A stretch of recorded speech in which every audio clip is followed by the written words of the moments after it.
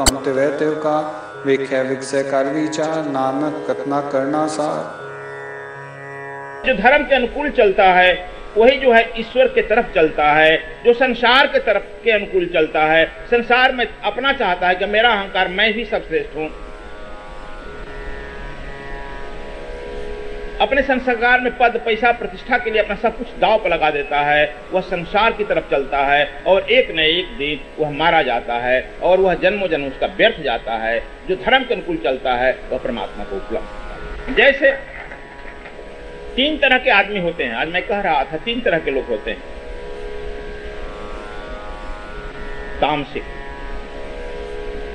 तामसिक व्यक्ति समझता है कि मैं ही धार्मिक हूं और अपने को धार्मिक साबित करके संसार में रहता है कि मैं धार्मिक हूं। रावण अपने समय का सबसे बड़ा धार्मिक। अब जब हनुमान जी गए हैं लंका में तो देखे हैं कि सुबह होते ही हर घर में वेद पाठ हो रहा है, हर घर में यज्ञ हो रहा है। हनुमान जी चकरा गए हैं, करे यह तो वेद विदुषी नगर है।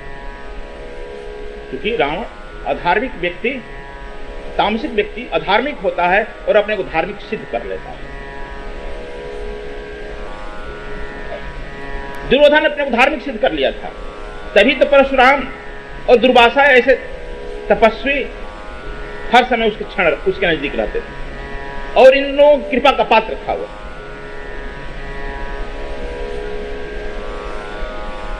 ये तामसिक व्यक्ति अपने को धार्मिक। आज भी इस जगत में बहुत सारे संप्रदाय तामसिक प्रवृत्ति के हैं, लेकिन अपने को धार्मिक साबित कर लिए हैं और हजारों हजार लाखों लाख उनके पीछे दौड़ रहा है लोग। और तुम भी कहते हैं कि हाँ इनके पास इतनी जन समुदाय है, इतनी पैसा है, पद है, ये धार्मिक है। आपके पास बाबा 2 आदमी नहीं है, आपको क्या करें, वोट से हम करेंगे। होता है। दूसरा होता है राजसिक, रजोगुणी। रजोगुणी जो है अपने विद्वान होते हैं, तपस्वी भी होते हैं, अपने विद्वता से अपने को नैतिक साबित कर लेते हैं। काल नेम भी था वहां, मारीच भी था, वो भी तपस्वी था, साधु था। यहां पर भी देखो कृष्ण के समय में भी भीष्म पितामह का जीवन कितना पाक साफ है। उनके ब्रह्मचर्य में कोई दोष है? उनकी इच्छा मृत्यु में कोई दोष है? उनकी साधना में कोई दोष है? अपने समय के सबसे साधक हैं, सबसे शक्तिशाली हैं, सर्वश्रेष्ठ विद्वान भी हैं।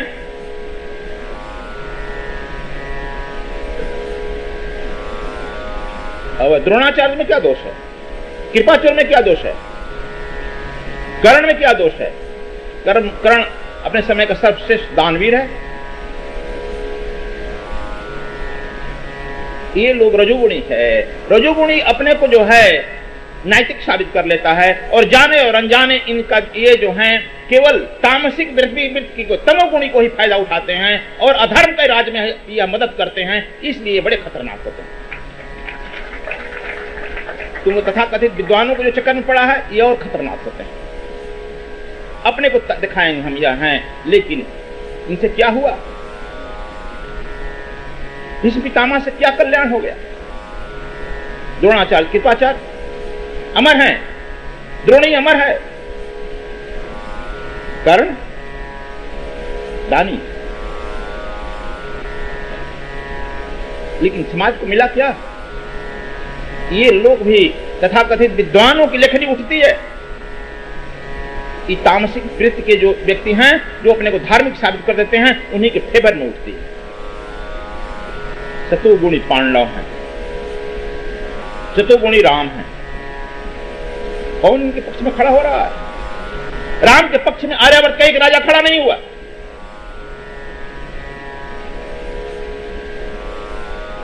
और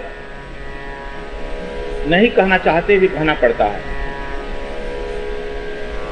पांडवों का पक्ष में जब निर्णय देने के लिए आया, कृष्ण अकेले पड़ गए। संगत का फल है, दुर्योधन बहुत पहले से गया था। रुक्मिणी कह दी कि भगवान कृष्ण कहीं गए, 1 हफ्ता रुका। दुष्टों का और अधार्मिकों का, अहंकारियों का, तामसिक प्रवृत्तियों का पैरवी बहुत होता है। जैसे रावण की पहुंच ब्रह्मा से शिव तक की थी, डायरेक्ट पहुंच थी, उसी तरह से दुर्योधन की पहुंच बहुत थी। तथाकथित सारे तपस्वी उसके साथ। कृष्ण के बड़े भाई बलराम भी थे, कृष्ण का पुत्र प्रद्युम्न भी साथ था, उसकी लड़की लक्ष्मणा थी। सच पूछो हमारे समाज से, कृष्ण ने जब निर्णय ले लिया, पूछा किधर संगत का प्रभाव, जब भगवान दुर्योधन अर्जुन जब गए सबसे पहले मिले वसुदेव से, जो उनके ससुर भी थे, प्रणाम किए, पूछे। देखो संगत का भाव। अर्जुन निराश थे कि युद्ध की तरफ मैं ढकेला जा रहा हूं। प्रत्येक सात्विक आदमी युद्ध से डरता, लेकिन क्या संगत वसुदेव ने उन्हें कहा, बेटा एक बात मैं कहूं? कहा तुम कहिए। हमारा बात मान जाएगा? जरूर मानेंगे पिताजी। देखिए हमारा लड़का है कृष्ण, और कृष्ण को मैं ही एक जानता हूं, मेरा बड़ा लड़का बलराम भी उसे ठीक से नहीं जानता। तुम जाओ, तुम आ गया तो हो सकता है कृष्ण जाते ही तुम्हें मिल जाए, और मिल जाएगा। इस सृष्टि को सारे पदार्थ, सृष्टि की सारी शक्तियां एक तरफ, कृष्ण एक तरफ, तो कृष्ण को स्वीकार कर लेना, तुम्हारा विजय श्री को संभव। देख संगत का प्रभाव पड़ा। और जैसे ही जाता है, कृष्ण देख रहे हैं कि दुर्योधन बड़े भाई शिव की तरह बैठे हैं, और ये पैर की तरफ बैठे, प्रणाम किए और उठ गए। उनको देखी, क्यों अर्जुन कहाँ आ गया? दुर्योधन पीछे से बोलता है, अरे हम पहले से आकर बैठे हैं, एक हफ्ता से बैठे, आपको वही दिखाई पड़ रहा है। मन में कहता है बड़ा धूर्त है, सोने का नाटक कर रहा था, इसके आते ही जग गया ना।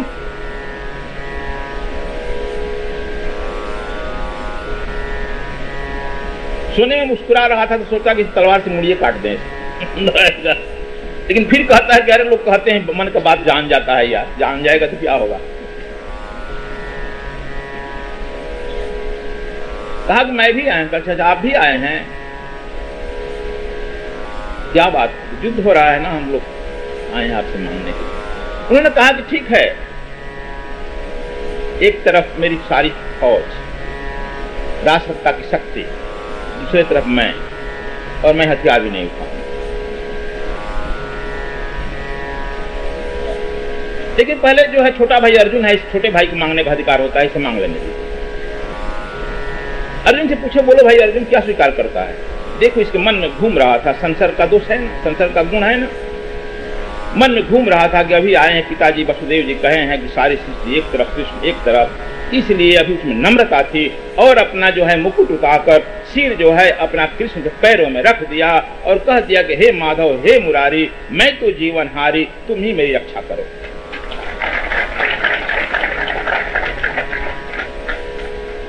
मुझे कुछ नहीं चाहिए तुम्हारे सिवा। दुर्योधन खूब गुस्सा गया, मूर्ख मारा। आखिर जंगली रहता है ना, कि जंगल में दिन भर घूमा, राज खुश से करेगा।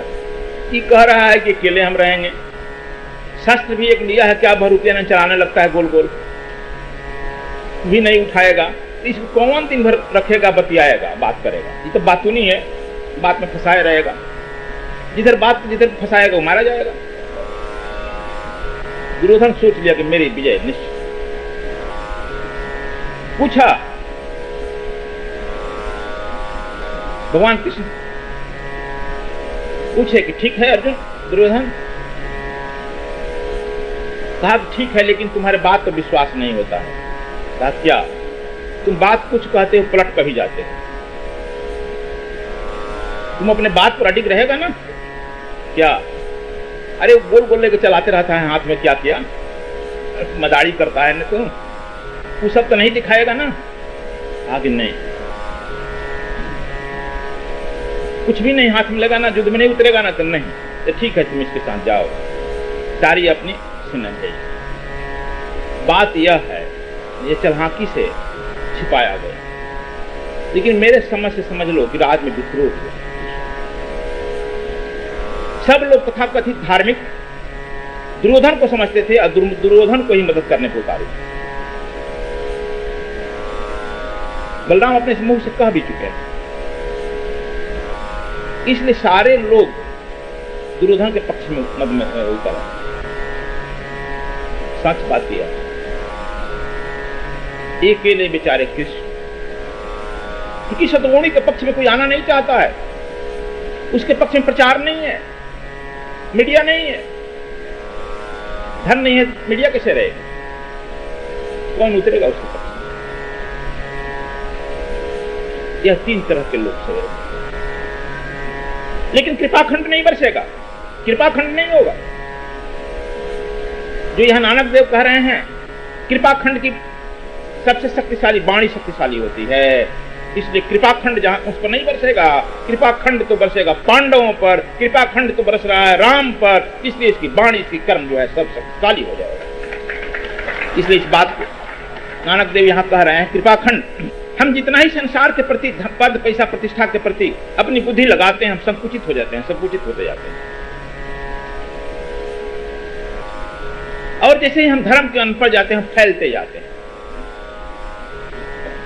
फैलाव का ही अर्थ ब्रह्म होता है, इसलिए भक्त जो है शर्माता है, लजाता है, लजाखंड। नानक देव जी इसे लज्जा कहते हैं, खंड, लजाखंड, लज्जा। भक्त शर्माता है, तू हमें यह भी दे दिया, मैं इसके लायक नहीं था। भक्त भजन में रहता है, तल्लीन कहता है, जब भोजन उसे कोई दे देता है, खिला देता है, तो अहोभाव से भर जाता है, मैं तो इसके लायक नहीं था, मैं कुछ किया नहीं, तू हमको भोजन दे दिया, लजा जाता है। कितनी तुम्हारी करुणा है। वस्त्र नहीं है, कोई वस्त्र दे दिया, वहां भी लज्जा हो जाता है, अरे परमात्मा कितना हमारे बारे में चिंता कर रहे हो, तू मुझे वस्त्र दे दिया। इस लज्जा खंड है, हर बात को वो लज्जा करता है। और भारत में लज्जा आभूषण है, तो तू लोग कहता है केवल औरतों का लज्जा आभूषण है। लज्जा आभूषण नहीं है, तुम्हारा भी है। अब पुरुष निर्लज हो जाता है तो दूसरी बात है। यहां नानक देव कहते हैं लज्जा। देखो, तुम सब जानते हो कि सुदामा साथ साथ पढ़े थे। समय के अंतराल से कृष्ण द्वारिकाधीश बने और सुदामा दरिद्र बने। लेकिन जब भगवान कृष्ण के यहां सुदामा जाते हैं, कृष्ण अपनी मित्रता निभाते हैं, उनका पैर धोते हैं, अपना वस्त्र पहनाते हैं, उच्च आसन पर बैठाते हैं और सम्मान के साथ उन्हें विदाई भी करते हैं। जब इन्हें उच्च आसन पर बैठाए तो लज्जा से भर गए, अरे मैं इसके लायक नहीं था, कहां फटा पुराना भिखमंगा ब्राह्मण हमको अपने आसन पर बैठा दिया, लज्जा से भर गया। पैर धो रहा था, लज्जा से भर गया। और जब वहां से सुदामा चला गया और अपने घर पर जब दिखता है कि हमारा झोपड़ी भी चला गया, कौन आकर सेठ बना लिया, बड़ा आसान। और जब उसकी पत्नी आकर कहती है, कहां जा रहे हो प्रभु, यह आपका ही घर है, लज्जा से, अरे मैं इसके लायक नहीं था, मैं भिखमंगा गरीब ब्राह्मण, कितना दे दिया। वह जो देता है परमात्मा, तो उस पर अपना वह बुद्धि नहीं लगाता है कि हमारे इसके लायक थे, हमको कम मिला है। संसार के लोग, तुम लोग कहेगा कि नहीं हम तो इसके लायक नहीं थे, हमको कम मिला है, पड़ोसी को ज्यादा मिल गया है। यहां सुदामा लज्जा से भर गया कि हम इसके लायक नहीं थे। क्या कर दिया कृष्ण, हम इसके पात्र नहीं थे।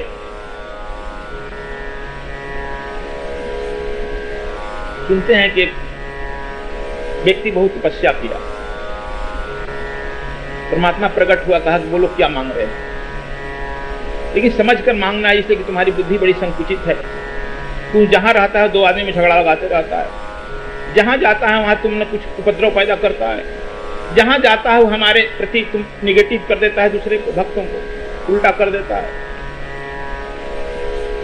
तुम्हारी बुद्धि तो बड़ी तेज है, लेकिन मैं तुम्हारे तपस्या से प्रसन्न हो, कुछ मांग लो, लेकिन सावधान, जितना तुम मांगेगा उसे पड़ोसी को दुना हम देंगे। तो आगे तो बड़ा गड़बड़ हुआ परमात्मा। तपस्या हम पड़ोसी की डबल, कहा कि हाँ, इसलिए कि तुम्हारे बुद्धि से हम ही परेशान हैं। कहा ठीक है, तथा मान लिया, देखते हैं तुम्हारी बुद्धि तेज की मेरी बुद्धि तेज। घर पर आया, कहा कि सोचा, कहा कि हे भगवान हमारी एक आंख फूट जाए। भगवान चिंतित, बड़ा गर्व कर दिया यार, अब तो सबका दो आंख फूटेगा ना। भगवान खास कह चुके थे क्या करें। सबकी देखा कि सबके दोनों आंख फूट गया, बड़ा खुश हुआ। आगे चल, अब क्या हाल है, पूछा क्या हाल है सुर बाबा लोग, अगर यार क्या हो गया। कहा कि अच्छा। फिर दूसरे दिन सोचकर कहा कि हे भगवान हमारे घर के आगे पीछे दोनों तरफ एक कुआं हो जाए। सब लोग यहाँ दूध कुआं हो गया, सब लोग सुबह निकले, गिर गए, डूब गए। भगवान आकर कहे कि अरे यार तुम क्या मांग लिया। कहा कि हम मांगे जो हमारा मन किया मांग लिए। आप अपने वचन से आप बताएं, ठीक ठीक याद करिए, हम अपने मांगने गए थे, कर्म से कोई गलत तो नहीं किए हैं ना। कहा कि नहीं किया, लेकिन तू हमारी सृष्टि को उल्टा कर रहा है ना। देखो ऐसा विचार रहने पर तुम कृपा खंड नहीं आएगा, निर्लज हो गया ना, लज्जा खंड में नहीं आया ना। इसे नानक देव कहते हैं कृपा खंड होगा। कृपा खंड में शक्ति, तुम्हारी वाणी ही शक्ति होगी। लज्जा अखंड आ जाएगा तो वह परमात्मा पूर्ण रूप में तुम्हें उतर आएगा, तो परमात्मा स्वरूप हो जाएगा। आप देख रहे हैं सद्गुरु स्वामी कृष्णायन जी महाराज का जपजी साहिब भाष्य। इसके उपरांत स्वामी श्री का संत कबीर वाणी एवं भगवत गीता पर भाष्य प्रसारित किया जाएगा। अपनी अमृत वाणी के माध्यम से स्वामी श्री संतों की वाणी में छिपे साधना के रहस्यों को निरंतर उजागर कर रहे हैं। ईश्वर के पथ पर चल रहे भक्तजन स्वामी श्री की अद्वितीय अमृत धारा से लाभ प्राप्त करें। सद्गुरु स्वामी कृष्णायन जी महाराज का उत्तर प्रदेश कार्यक्रम दिनांक 23 मई 2015 से 25 मई 2015 तक सद्गुरु धाम आश्रम बरईपुर में सद्गुरु आत्मदास जी का निर्वाण दिवस कार्यक्रम आयोजित किया जा रहा है। दिनांक 23, 24 और 25 मई को दिव्य गुप्त विज्ञान की कक्षा आयोजित की जाएगी। दिनांक 25 मई 2015 को प्रातः 7 बजे ब्रह्म दीक्षा का कार्यक्रम संपन्न होगा। अधिक जानकारी हेतु संपर्क करें आचार्य जनेश्वर स्वामी 09839645310। सद्गुरु स्वामी कृष्णायन जी महाराज के साहित्य व प्रवचनों की DVD प्राप्त करने के लिए संपर्क करें 09868886830 09968430203। सद्गुरु स्वामी कृष्णायन जी महाराज का पंजाब कार्यक्रम। पंजाब प्रदेश के सभी सद्विप्रों और श्रद्धालुओं को सहर्ष सूचित किया जा रहा है कि दिनांक 18 और 19 अप्रैल 2015 को पूज्य सद्गुरुदेव लुधियाना शहर में प्रवास करेंगे। इस 2 दिवसीय कार्यक्रम में आप सभी स्वामी श्री के दिव्य सानिध्य को प्राप्त कर उनकी अमृत वाणी का लाभ उठाएं। दिनांक 21 अप्रैल 2015 दिन मंगलवार को सद्गुरु धाम आश्रम पटियाला में ब्रह्म दीक्षा का कार्यक्रम संपन्न होगा। अक्षय तृतीया के इस पावन अवसर पर बद्रीनाथ धाम में होने वाले चतुर्थ विशाल भंडारे हेतु ट्रक बद्रीनाथ धाम के लिए प्रस्थान करेंगे। अधिक जानकारी के लिए संपर्क करें वरिष्ठ आचार्य JP सिंह 09872999766, राजीव शर्मा 09855117192। सद्गुरु स्वामी कृष्णायन जी महाराज का उत्तराखंड कार्यक्रम दिनांक 31 मई दिन रविवार से 6 जून दिन शनिवार तक सद्गुरुधाम आश्रम बद्रीनाथ धाम में स्वर योग साधना शिविर आयोजित किया जा रहा है। इस साधना शिविर में सम्मिलित होने के लिए निबंधन पूर्व में ही अनिवार्य है। निबंधन की अंतिम तिथि 21 मई 2015। अधिक जानकारी के लिए संपर्क करें आचार्य पूनम अग्रवाल 09968430203।